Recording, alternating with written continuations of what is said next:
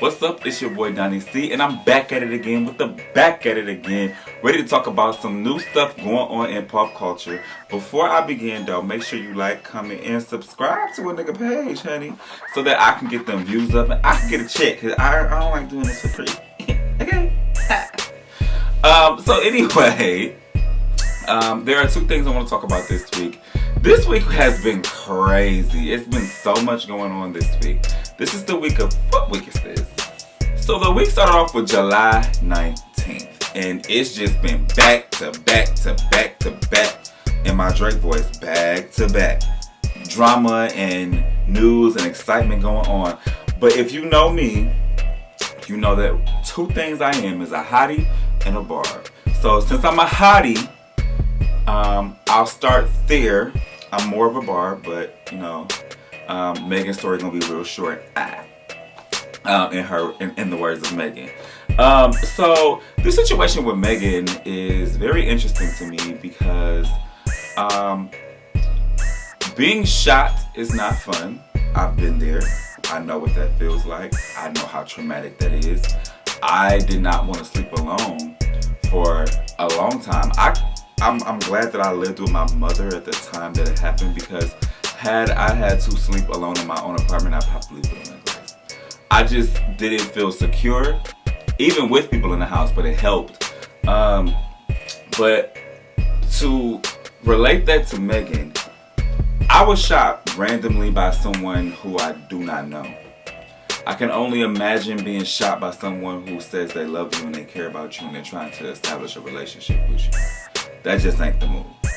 And that's what happened in Megan's case. And I feel that Megan had a point when she said that she feels like the memes and the jokes that are made about her situation are in poor taste, because this is real life traumatic for her. When you look at people like 50 Cent, who make jokes about stuff. Let me tell you, it's two people I hate like I know them. It's two celebrities I don't like. The rest of these celebrities I be throwing shade at, and I just be kikiing, and it's not serious. But Brandy and fucking 50 Cent, I can't stand them like they did something to me personally. I don't like them motherfuckers. And 50 Cent, for him to make a joke about a black woman being shot by a man, it just speaks volumes to his maturity level. This isn't the first time him and Megan have had a run-in. If you remember a few years back, or maybe last year, he said something about these hoes on a picture with Moneybagg Yo when Moneybagg Yo was dating Megan. And he apologized to Moneybagg Yo because he said he didn't realize it was Megan. Instead of apologizing to the woman that you called a hoe, you apologize to the man. 50 Cent got some fucked up ways of thinking. He thinks of women as less. It shows. He does not support or encourage black women. It just shows. And this is another example of, if black lives matter, all black lives should matter. We just got done with George Floyd dying. And then we're in a space of George Floyd died, we got justice for him right away, and it took for George Floyd to die before Breonna Taylor even got her protest, and she died March 13th. Black women are the most unprotected and disrespected people in America, and it continues to show itself. And when Megan made that tweet, and she said what she said, I felt her. I do, as a black man, feel like black women are the most disrespected and unprotected. Straight black men are not doing their job in protecting black women and making sure that they're heard and that they're cared for. I do not understand why a straight black man, a gay black man, a black person period, other black women will find that shit funny that happened to Megan Thee Stallion. Domestic violence is nothing to play with. I've also been a victim and a perpetrator of it. So I've experienced domestic violence. I can only imagine being a black woman and being shot because I said I'm finna go. Nigga, please. So prayers up to Megan. What she went through was not funny. We have to protect our black women. I saw a meme that said gay black men protect black women more than straight black men do. I honestly believe that's true. But straight black men need to come to the forefront and start protecting black women at the capacity that they protect each other and that gay men protect them. Black women need straight black men, because at the end of the day, as a gay black man, I can't do nothing for what's going on down there. You know, can't scratch your itch. You get what I'm saying?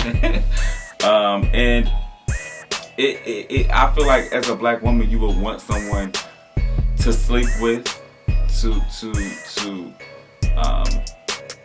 just make you feel safe if you're in the same bed as them. Not someone who care less about what your issues are.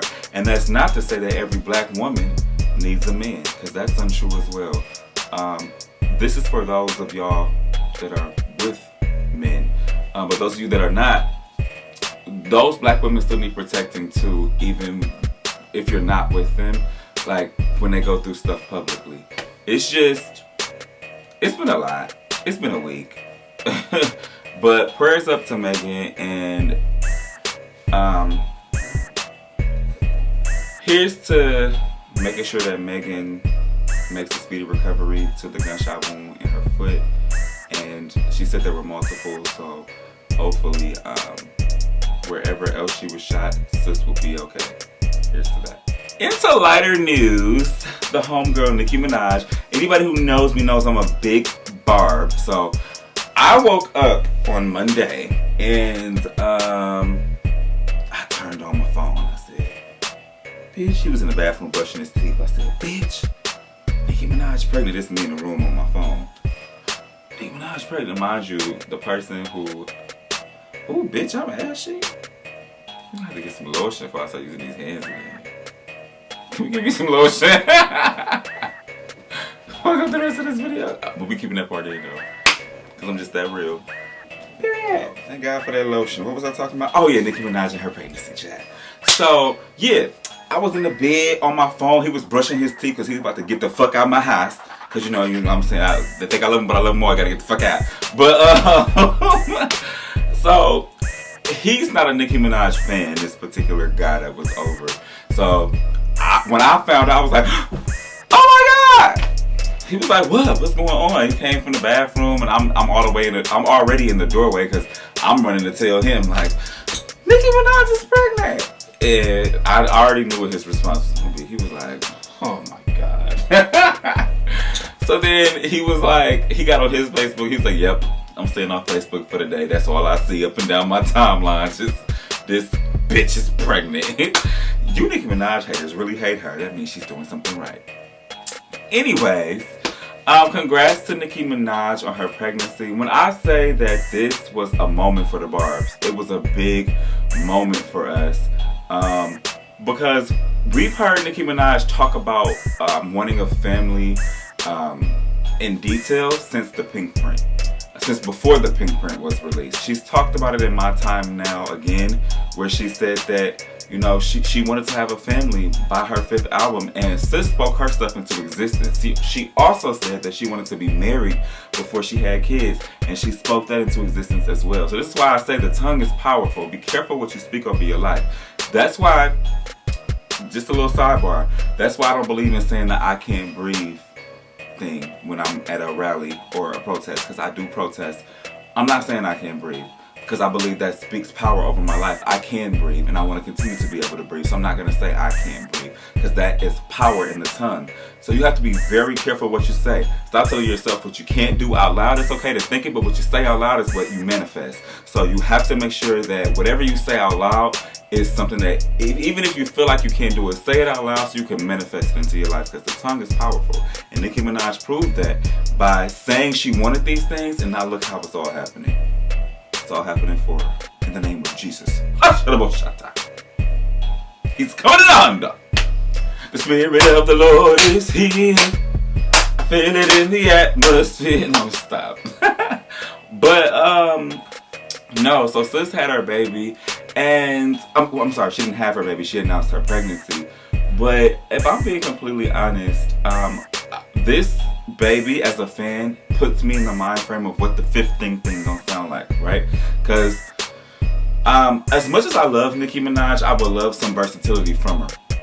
I would love, don't get me wrong, I love the pussy popping and, you know, what I'm seeing in the dollar bill, come get her. Even your man know Nicki's do it better. I love those rhymes and those flows and shit like that. But I would love to hear Nicki Minaj. The Pink Print was a masterpiece. To hear that album, like, elevated times two because she's a mother. I want whatever creative space she was in for the Pink Print, I want her to be in that space times 3. Sis should have got her Grammy nomination off the Pink Print. Not only a Grammy nomination, because she did get a Grammy nomination, but a Grammy win. She deserved Best Rap Album. I don't give a fuck what they gave her a Grammy for the Pink Print, but something should have gotten a Grammy. This burp that tastes like salt and vinegar chips. But sis should have got a Grammy for her work on the Pink Print. Definitely was an album that deserved one. And I feel like everything's coming full circle for Nicki, because although she's the most successful, most charted, most awarded, richest female rapper that there is, people have always tried to take away from her success by saying she's never had a #1. She's never gotten a Grammy. And I really wish some of y'all would do y'all research, because sis has #1s, just not on Billboard Hot 100. So let's be specific, because my sis got 2 #1 albums. And all her albums debuted in top 2. Okay, she has 4. They all debuted within the top 2. So let's be clear. And one of the albums that debuted at in the top 2 went to #1, her first album. So y'all need to do y'all research when y'all talking about Nicki Minaj and put some respect on her name. But I feel like things are coming full circle because she's gotten 2 #1s this year. I hate that y'all try to discredit her for the 2 #1s. Oh, it was a remix. Oh, it was a feature. First of all, her and 6ix9ine are credited equally for Trolls. So she's a lead artist on Trolls, period. And it took for Nicki Minaj to hop on a remix for Say So to go #1. So let's not act like she don't have any type of dominance of power. Y'all got her fucked to the up.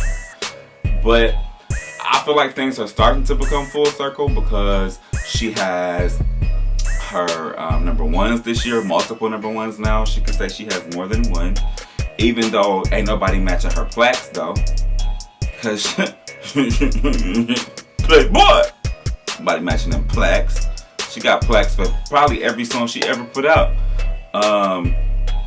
But I feel like things are starting to come into fruition as far as like what artists want in their career. Because as much as her not having a #1 or a Grammy did not matter as far as what Nicki Minaj stands for and who she is as a woman in her career, it probably does mean something to an artist, because those are the prestigious spots and awards that every artist wants to say that they could check off of their checklist. And it's funny because Nicki Minaj kind of did it backwards. She checked off everything else, but the first 2 things that you want to check off, Grammy #1, it's taken her over 10 years to get, but I feel like this album is going to get her there. Before I wrap it up, I just want to say that having a #1 isn't everything. As much as I love Sierra, her first single went #1, goody, #1, 7 weeks, #1, top of the charts.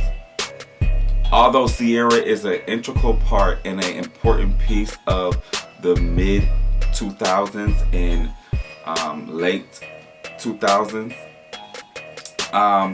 Sierra doesn't have the same respect or accolades as a Rihanna. You know what I'm saying? And she came out swinging with her first album. So having a #1 does not mean as much as you all like to make it seem. I believe Brooke Valentine has a #1, and she's a one-hit wonder. You know what I'm saying? Girl Fight, I do believe Girl Fight went #1.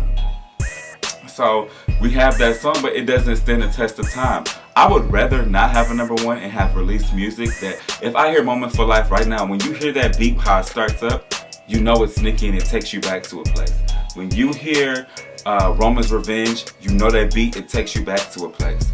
When you hear Starships, even her commercial hits, when you hear Super Bass, you remember that beat, it takes you back to a place. I'd rather have that longevity than have a #1 that doesn't mean anything.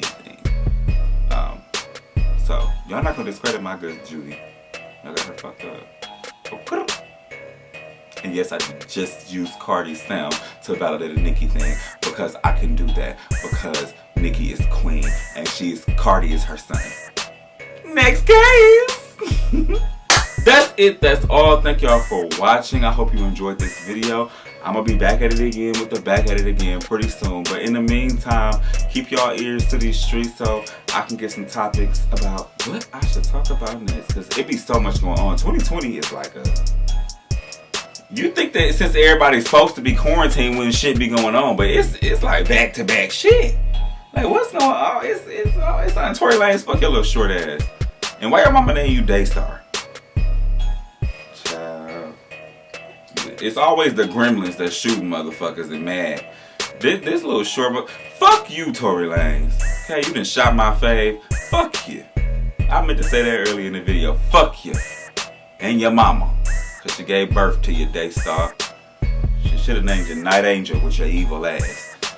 Anyway, I'm out of here.